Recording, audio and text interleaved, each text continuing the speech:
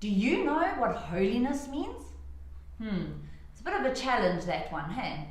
So what I thought we could do is have a look at what holiness means in terms of God. Did you know that the Bible tells us that God is holy? There is no other person or creation that is as holy as God is.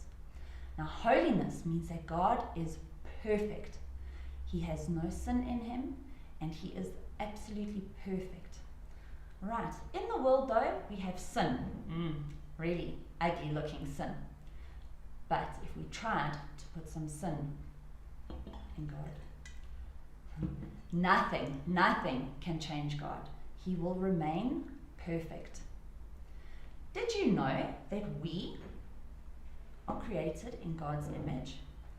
God created me and he created you to be holy. Unfortunately, we can see in the Bible that sin came into our lives.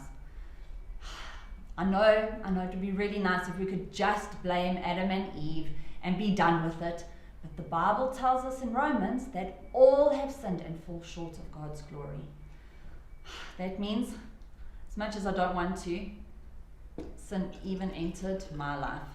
But the good news is that God has the perfect plan to get us back to being holy.